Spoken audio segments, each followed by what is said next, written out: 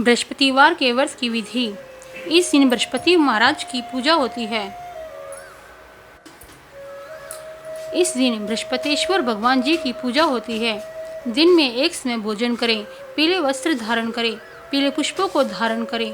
भोजन भी चने की दाल आदि का होना चाहिए, नमक नहीं खाना चाहिए।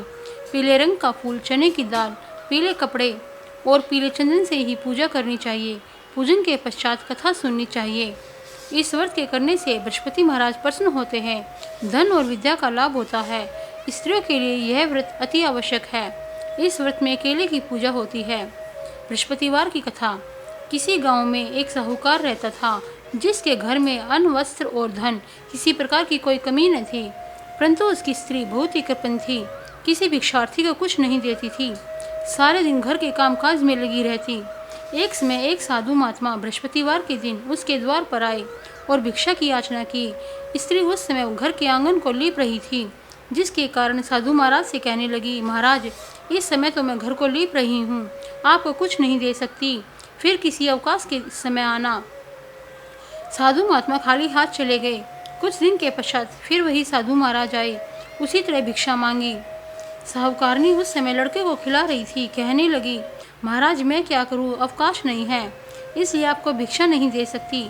तीसरी बार महात्मा आए तो उसने उन्हें उसी तरह से टालना चाहा, परंतु महात्मा जी कहने लगे, यदि तुमको बिल्कुल ही अवकाश हो जाए, मुझको भिक्षा दोगी? साहूकारनी कहने लगी कि हाँ महाराज, यदि ऐसा हो जाए तो आपकी बड़ी कृपा होगी। साधु महात्मा जी कहने लगे, अच्छा, मैं एक उपाय बताता हूँ। तुम बृहस्पतिवार को दिन चढ़ने पर उठो, सारे घर में झाड़ू लगाकर कूड़ा एक कोने में जमा करके रख दो। घर में चौका इत्यादि मत लगाओ। फिर स्नान आदि करके घर वालों से कहो उस दिन सब हजामत करवाए। रसोई बनाकर चूल्हे के पीछे रखा करो, सामने कभी न रखो।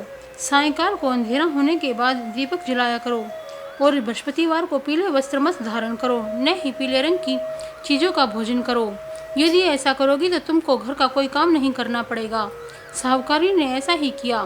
कुछ काल बाद उसके घर में खाने को दाना भी न रहा। थोड़े ही दिनों में वही महात्मा फिर आए और भिक्षा मांगी। सेठानी ने कहा, महाराज, मेरे घर में अन्न नहीं है, आपको क्या दे सकती हूँ? तब महात्मा ने कहा, जब तुम्हारे घर में सब कुछ था तब भी तुम कुछ नहीं देती थी, और अब पूरा पूरा अवकाश है तब भी कुछ नहीं दे रही। तुम क्या चाहती हो वह कहो।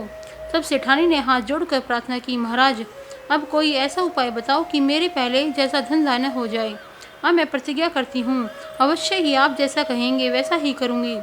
तब महात्मा जी ने कहा, बृहस्पतिवार को प्रातःकाल उठकर स्नान आदि से निवृत्त हो, घर को गोबर से लिपो।